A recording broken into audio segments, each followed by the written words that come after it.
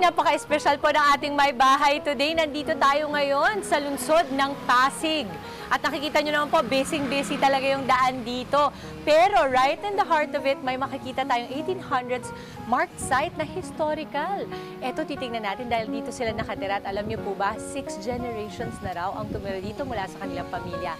Kikilalanin natin si Mami Net. Mami Net! Mo, pinto pa lang, oh. Hi, Mami Net! Halika po dito, Mami Net. Hello po sa ating mga kapatid. Hello, Good morning, kapatid. Ito ang bahay na Tisa o House of Clay Tiles, ang pinakamatandang bahay sa Pasig City. Early 1850s nang itayo ito ni Don Cecilio Tec y Cabrera. Orihinal na tisa ang bubong nito, ngunit nasira noong World War II at pinalitan ng corrugated asbestos roof. Gawa sa malalaking adobe block ang ground floor ng bahay at ang mga bintana na may gawa mula sa cappy shells. At ang sahig ng second floor gawa sa hardwood.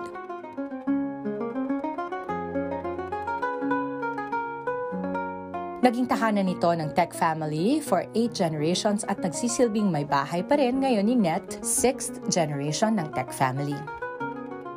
Kasama niya ritong naninirahan ng kanyang 2 anak na lalaki at 1 apo. Ngayon, di ba, kadalasan, every family, every generation, gusto nila may sarili silang bahay.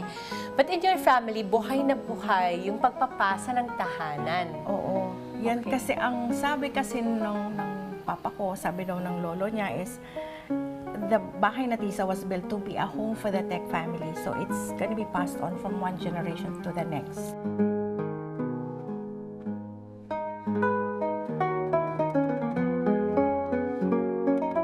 Paakyat ng second floor, bubungad ang nakadisplay na pelican painting at mga gamit pangsaka noon.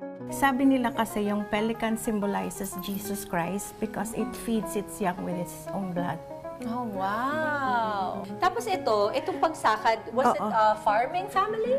Actually, we have our, yung mga bukid dito lang at the back of kung saan nandun ngayon yung palengke ng Pasig. Ah, dati. Bukid rin yan before. Isa pa sa unique features ng bahay na Tisa ay ang bakod na kahoy bago pumasok ng second floor. Dati daw wala ito, but when they started having kids, nilagay kasi, baka gumulong kasi yung mga bata sa baba. Tama naman po.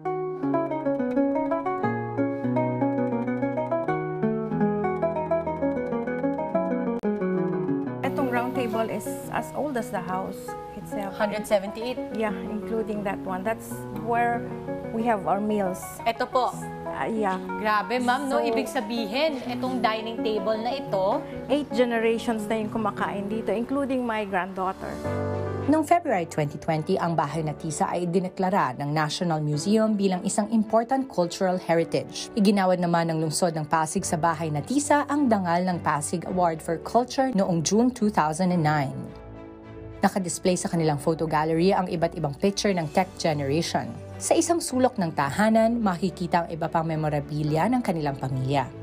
That's my father, Carlos Tec, and my mother, Agapita Rivera Tec. The Tec family is, when we were tracing it, it's parang from Germany.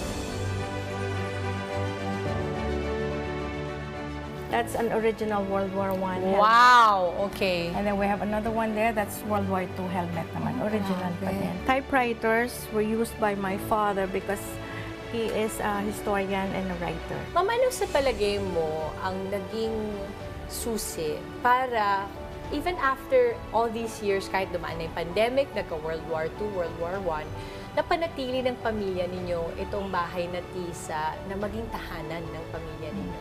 I guess commitment and our faith because my family is very religious.